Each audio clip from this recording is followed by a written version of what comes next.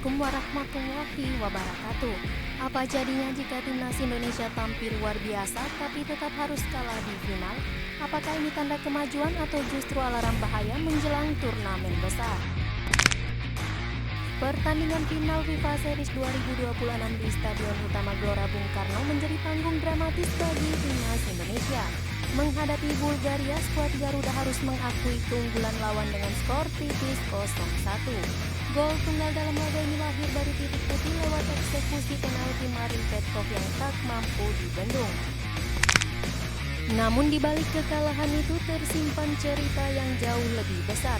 Pelatih Bulgaria Alexander Dimitrov tak bisa menyembunyikan kebahagiaannya. Ia menyebut kemenangan ini sebagai hasil kerja keras tim yang bermain dengan penuh dedikasi selama turnamen berlangsung. Bulgaria memang tampil impresif sepanjang FIFA Series 2026. Sebelum menumbangkan Indonesia, mereka bahkan menghancurkan Kepulauan Solomon dengan skor telak 10-2. Dimitrov menegaskan bahwa para pemainnya menunjukkan profesionalisme tinggi dan rasa cinta terhadap negara mereka. Bahkan ia juga membawa sejumlah pemain muda yang mampu menyatu dengan cepat dan terus berkembang dari pertandingan ke pertandingan. Kemenangan ini pun menjadi modal penting bagi Bulgaria jelang menghadapi UEFA Nations League di mana mereka akan bertemu Estonia dan juga Islandia. Di sisi lain, meskipun kalah, pelatih timnas Indonesia John Hertman justru melihat banyak hal positif dari performa anak asuhnya.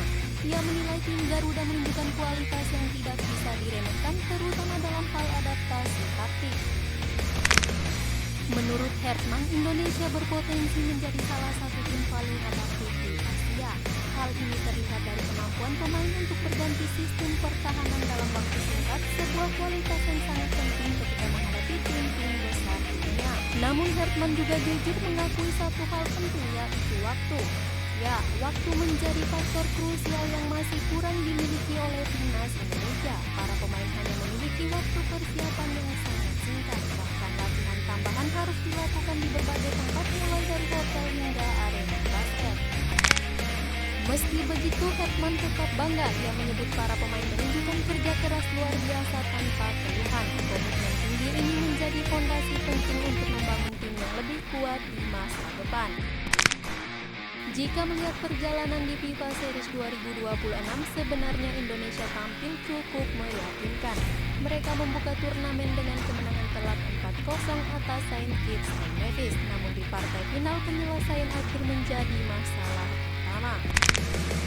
Hertman mengungkapkan bahwa timnya sebenarnya mampu masuk ke area berbahaya, namun umpan silang dan penyelesaian akhir masih belum maksimal. Hal ini dinilai sebagai sesuatu yang bisa diperbaiki seiring waktu dan juga latihan.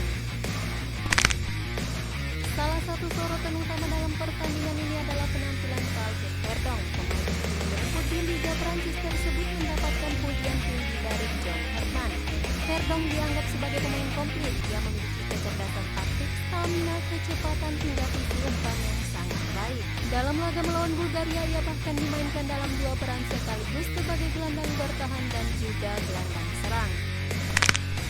Fleksibilitas ini membuat Verdonk menjadi aset berharga bagi timnas Indonesia. Hertman bahkan membuka kemungkinan bahwa Verdonk akan menjadi kunci dalam mengatur tempo permainan di lini tengah pada masa depan.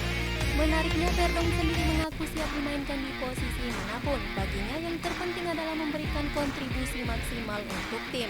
Dengan pengalaman bermain di kompetisi Eropa dan kontribusinya bersama klub, Verdonk jelas menjadi salah satu pilar penting dalam proyek jangka panjang timnas Indonesia. Kini fokus timnas Indonesia tidak terhenti di FIFA Series 2026.